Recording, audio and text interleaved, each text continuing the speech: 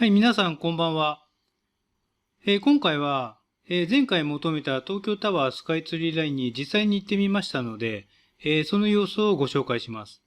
東京タワースカイツリーラインについては、前回の動画をご覧ください。はい、Google マップです。これが東京タワーで、これがスカイツリー。この円に近い、曲線がですね、東京タワースカイツリーラインになります。実際どこを歩いたかと言いますと、拡大します。拡大して、こんな感じですか。はい。具体的に歩いた道は、はい、こうなります。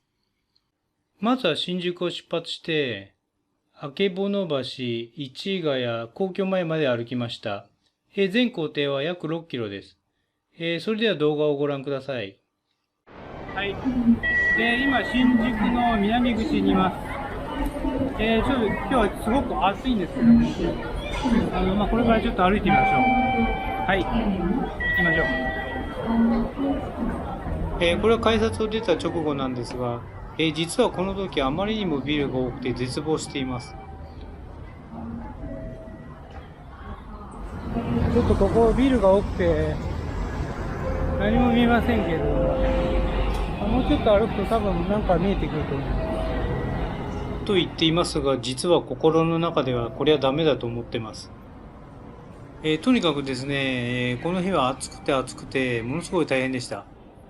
途中ですね、なんとかコンビニに寄りながら、歩けたという状況ですが、コンビニに入ってですね、非常に驚いたことがあって、私普段ですね、海外に住んでるんですが、コロナでですね、3年間帰れなくて、今回ですね、3年ぶりに帰ったわけですが、コンビニのですね、レジがものすごく変わっていて、非常に驚きました。ビルがたくさんあって、何も見えない。そうですね、歩いてもここ見えないんですね。それでですね、コンビニの何が変わったかと言いますと、現金で払えないんですね。すべて自動になっていて、これは日本に住んでいる人にとっては当たり前なのかもしれませんが、私現金で払うとしてもですね、ここでこっちでやってくれって言われちゃいまして、そうしますとやり方が分かんなくて、いちいちですねレジの人が教えてくれるんですけども、後ろのですねお客さんは詰まってるわけで、結構ですね圧力を感じて、コンビニで買うのが結構気が重かったです。何も見えない。飛行機で飛行機。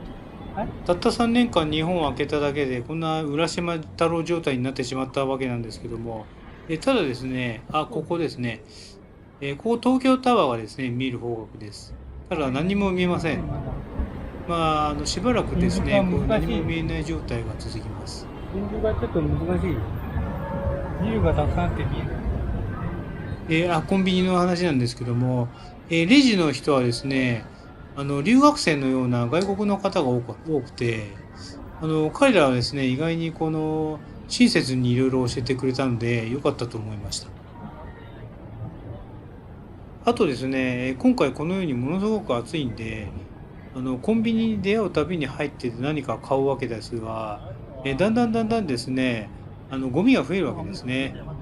それでですね、そのゴミをですね、どこに捨てるか困るんですけども、けど歩道を歩きます。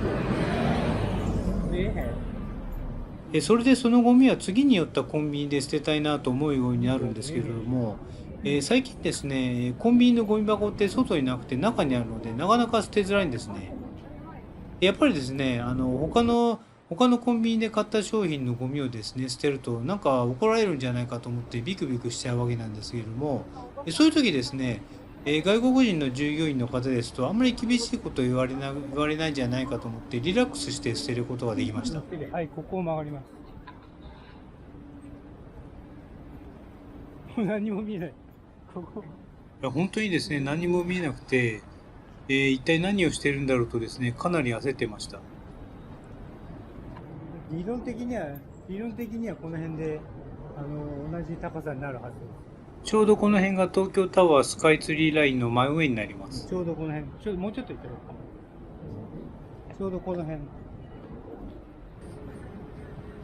この先の交差点のど真ん中が東京タワースカイツリーラインの真上になるんですが、やっぱりですね、ビルがたくさんあって何も見えません。ちょうどこの交差点で理論的に2つのタワーが同じ高さに見えるはず。ただ、やっぱり見えないんですよね。ちょっと危ないです。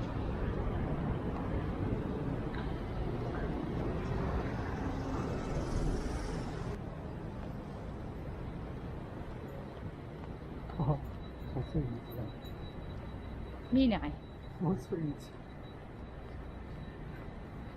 新宿はこういう細い道はね、結構あります。なかなかいい感じのラーメン屋ですね。古いお店が並んで、なかなか味のある。新宿に限らずですね、東京って路地が多くて、散歩すると意外に楽しいです。これラーメン屋ですね。この道もですね、ちょっと小さくて可愛いお店が並んでいました。この先にあるのが札幌スープカレー屋さんだそうで、ぜひですね、ここには行ってみたいなと思いました。札幌スープカレー。美味しそうだね。はい、次左に回ります。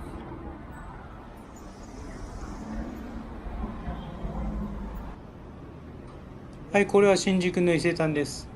この伊勢丹の目の前にですね、東京タワースカイツリーラインが通ります。この辺通ってます。この辺ですね。暑い。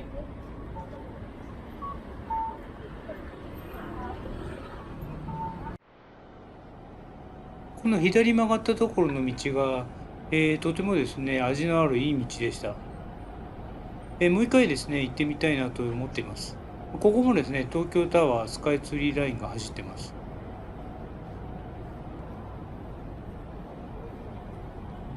なかなか味のあるいい道です。本当だったら見えるんで、新宿というと歌舞伎町を思い出してですね、私ちょっと怖い感じがするんですけども、この道はですね、おしゃれですね、魅力的なお店が並んでいて、とてもいいなと思いました。これですね、相撲のようななんか字で書いた、何のお店かちょっとわからないんですけども、私がですね、想像する新宿とはまたちょっと違った雰囲気を持っていました。この先ですね、ずっとまっすぐ行くと、東京タワースカイツリーラインが、走っています。今回はですね、ここ右曲がるんですけども、この右曲がったところもですね、なかなかいい道でまた来たいなと思います。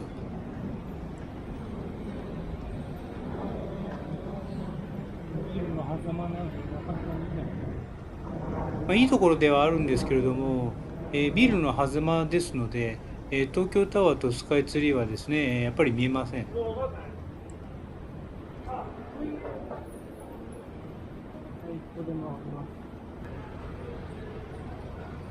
イタリア料理店に、焼肉ホルモンですね。あとは向かい側ちょっと分かりませんが、手前に戻って、おしゃれなカフェがあって、またですね、夜に来ると違った雰囲気になると思います。なるほど。小さいレストランがたくさんあるんです。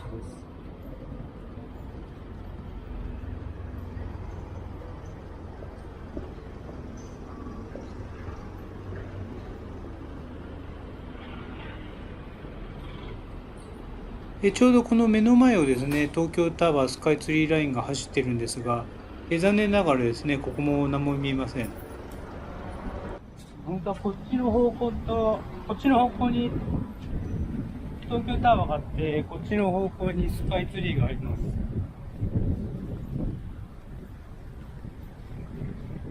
もなかなかビルが見えません。暑いのでちょっとファミリーマートで休憩します。あっちブックオフもあります。今度左側はヨドバシカメラの本社になるんですが、このですね、本社の中に、東京タワースカイツリーラインが走ってます。車が入ってきた。はい、避けてる。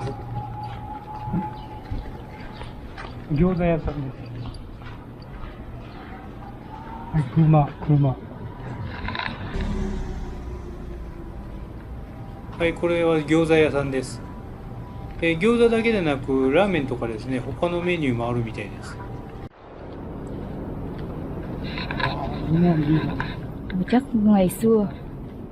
Ôi chắc nhà ngày xưa cơ đâu con. 味があるね。東京にこういうね、古い家がたまにあるんだよね。おー、味があるな。東京の裏道を歩くと、いろいろ面白いところが出くわす。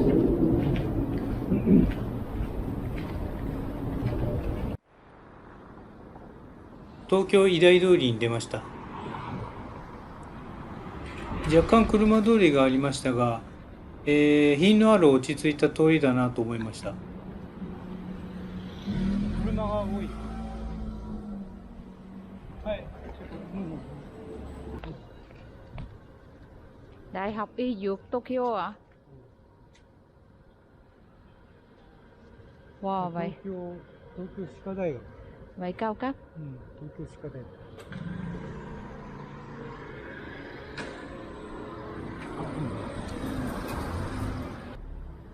はい、行きましょう。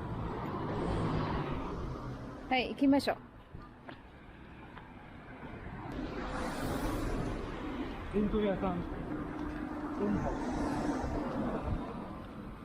Cơm hộp. 弁当屋さん。 Ăn không? Ồ, thực phẩm cũng có. ここら辺。はい、đang quay. 美味しい弁当屋さん。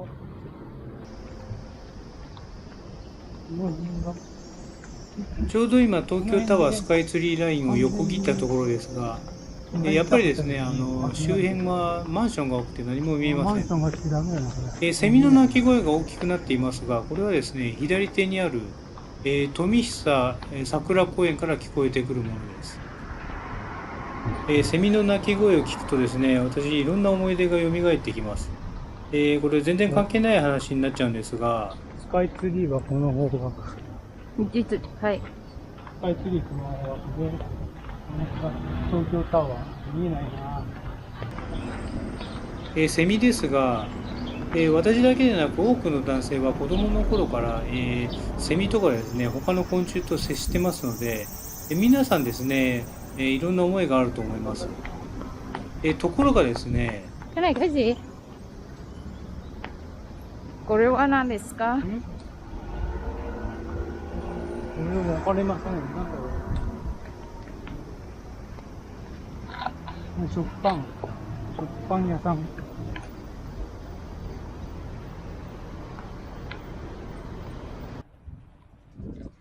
さっきこのビルが何なのかを聞いていたんですけども、家に帰って調べたところ普通の単なるビルでした。はい、ここからあけぼの橋の住宅街に入っていきます。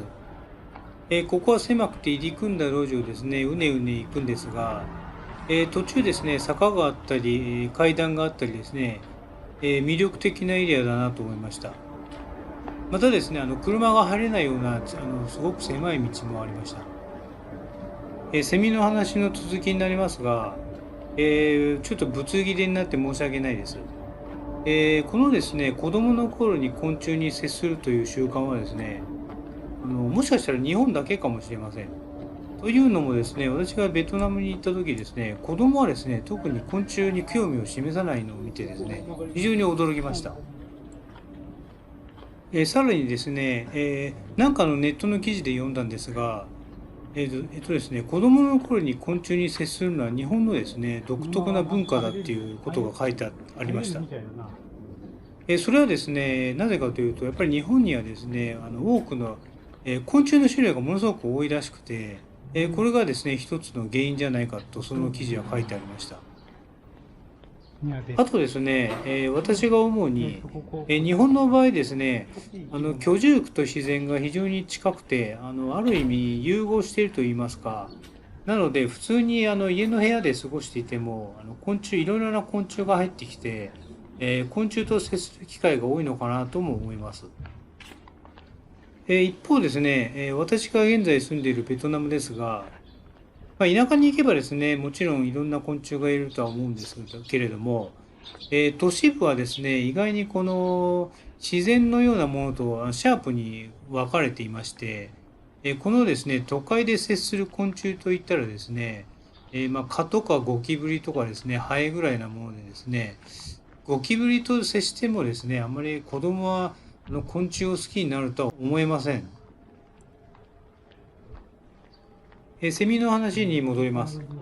セミの鳴き声を聞くといろいろ思い出すということですが、その中で私は、セミ人間というものがあります。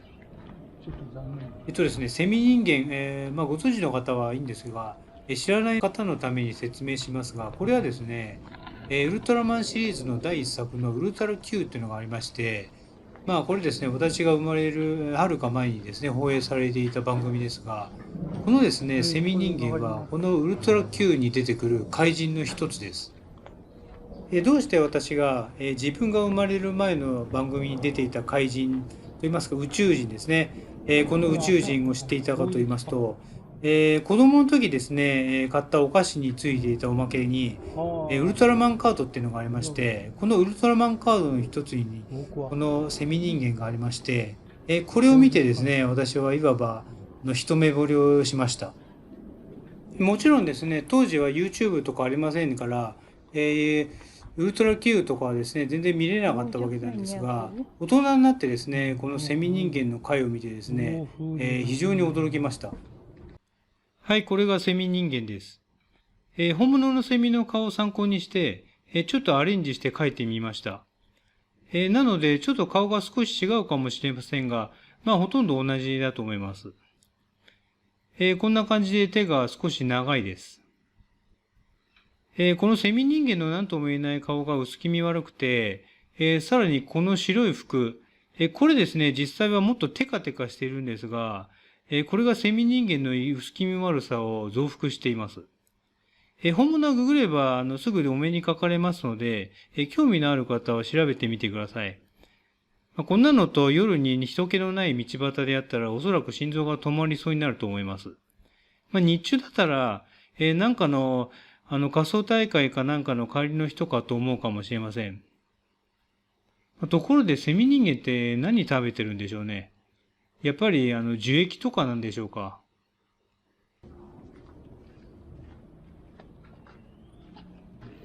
Wow, chắc cái này nhà người Việt Nam ạ. Wow, chắc cái này nhà người Việt Nam. Tại vì cái này Việt Nam, cái này cũng Việt Nam. Thật thật.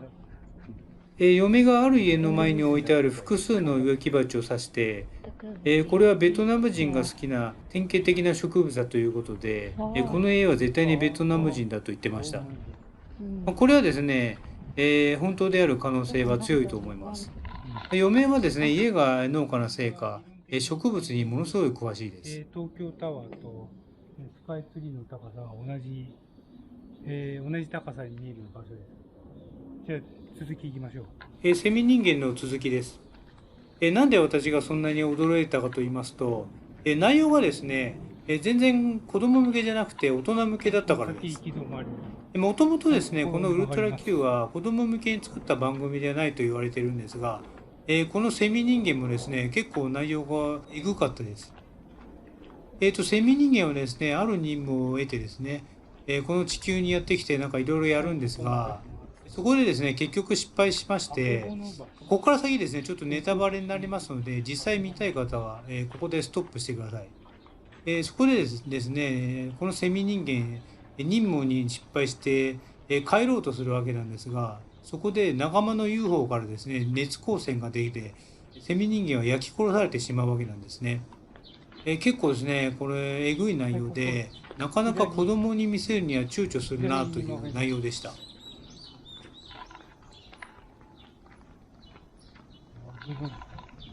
この住宅街の中で、何度も東京タワースカイツリーラインと横切ってるんですが、何も見えなくてですね、この時かなり焦ってました。は